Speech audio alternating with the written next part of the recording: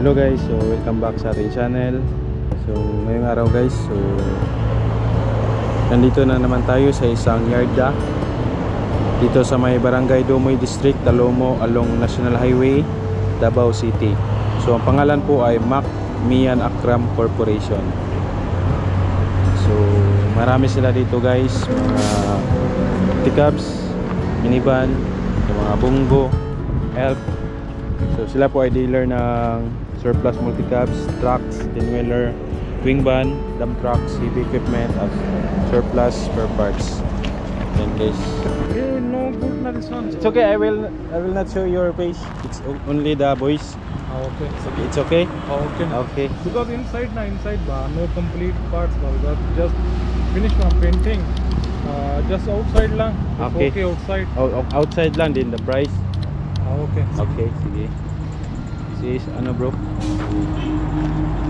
This one transformer 4x2 manual transmission with aircon power steering 185. 185 only. Appeal na registration. Appeal na Basta hangyo na.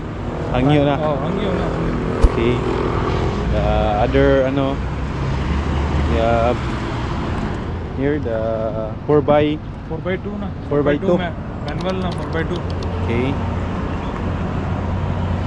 Meron din sila dito ano, 4x2 big guy.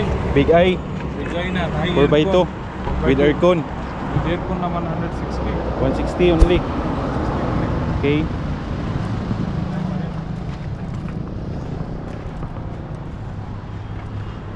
So for only 160.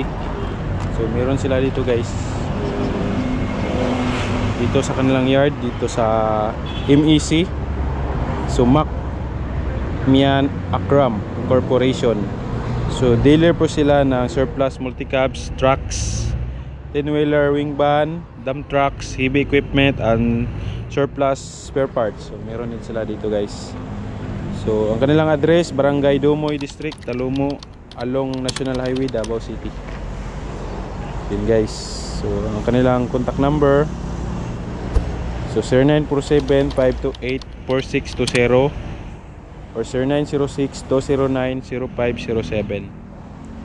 So sa Mac Mian Akram Corporation.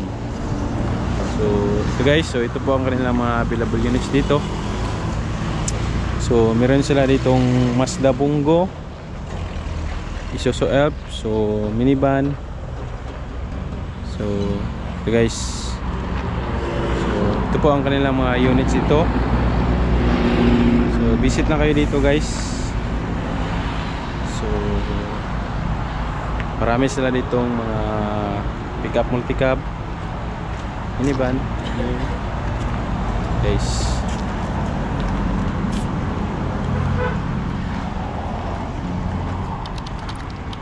Guys, so meron sila itong minivan guys. So mini loob. So meron din sila ditong Suzuki Carry Truck, Big i1 guys.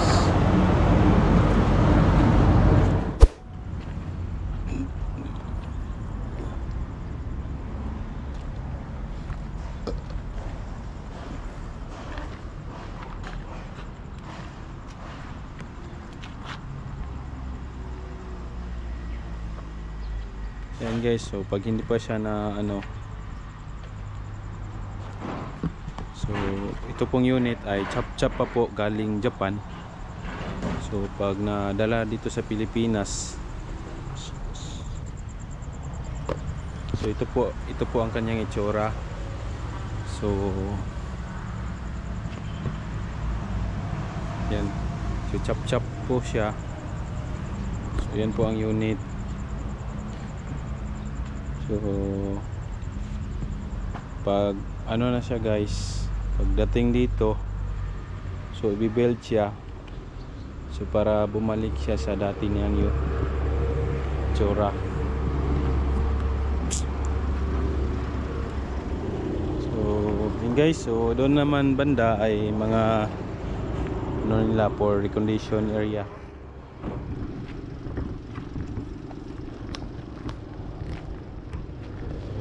Meron sila dito guys.